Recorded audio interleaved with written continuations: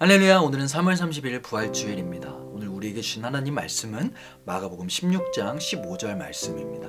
제가 봉독하겠습니다. 또 이르시되 너희는 온 천하에 다니며 만민에게 복음을 전파하라. 아멘. 오늘의 말씀은 예상하셨듯 부활에 관한 내용을 담고 있습니다.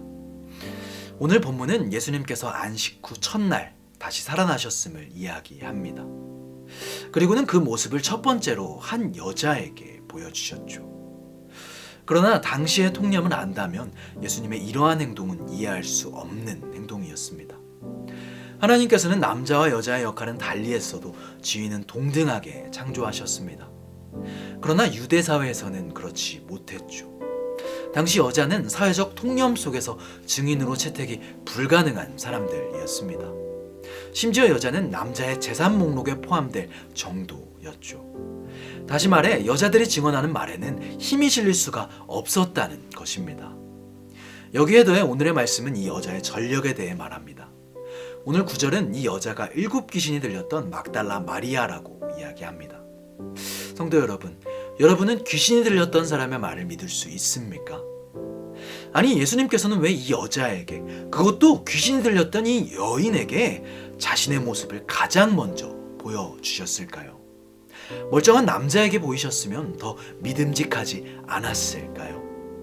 이 부활에 대한 내용을 담고 있는 모든 복음서 마태, 마가, 누가, 요한은 사실 서로 다른 관점으로 쓰였습니다.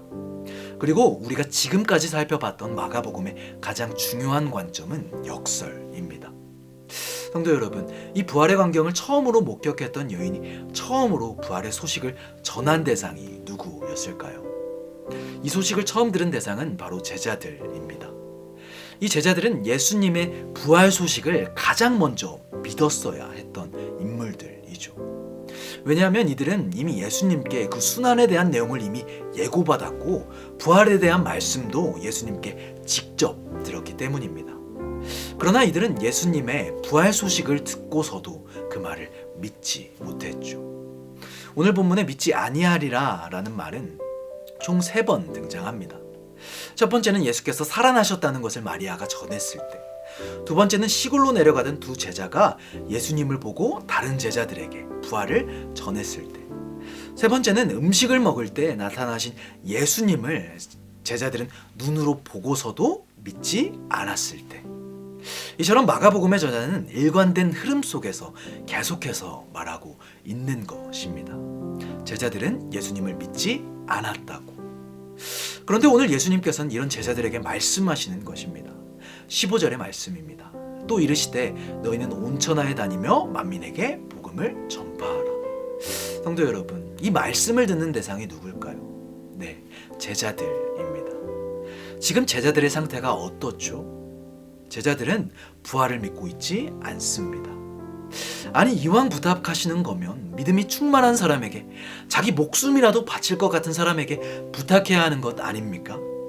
그런데 왜 예수님께서는 자신을 믿지도 못하는 사람들에게 이런 부탁을 하셨을까요?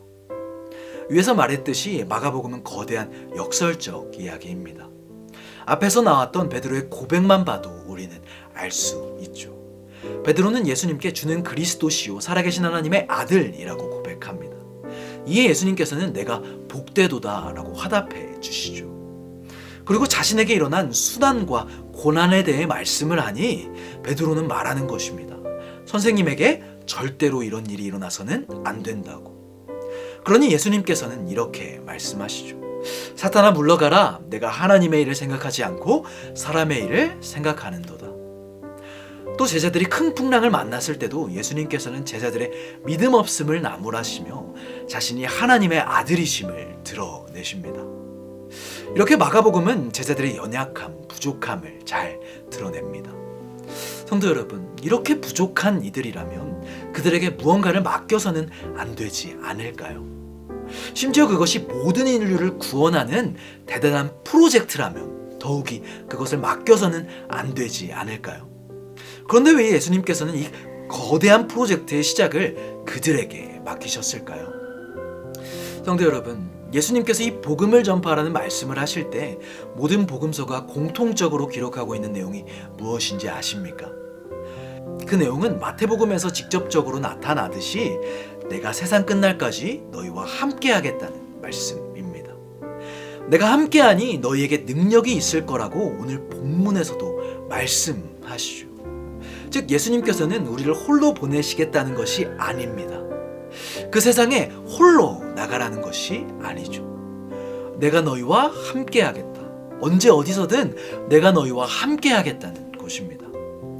파라클레토스, 보혜사, 즉 성령을 보내어 우리의 변호자, 협조자가 되셔서 우리를 지켜주시겠다는 것이죠. 성도 여러분, 정말 이 말씀을 믿으십니까?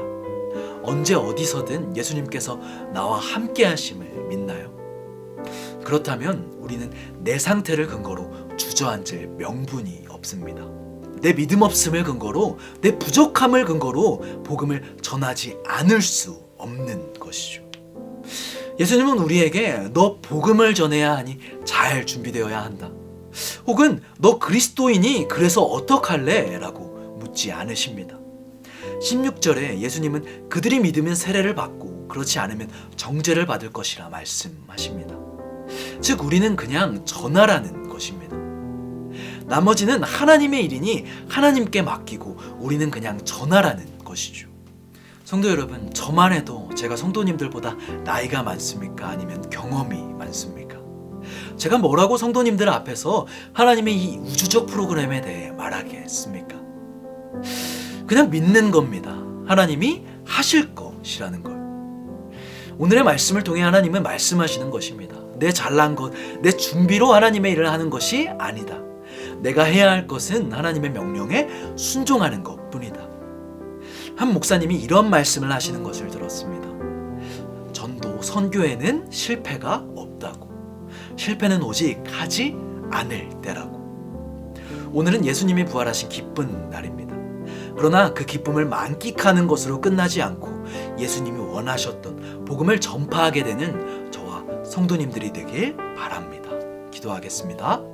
하늘에 계신 우리 아버지여, 이름이 거룩히 여김을 받으시오며 나라가 임하시오며 뜻이 하늘에서 이루어진 것 같이 땅에서도 이루어지이다.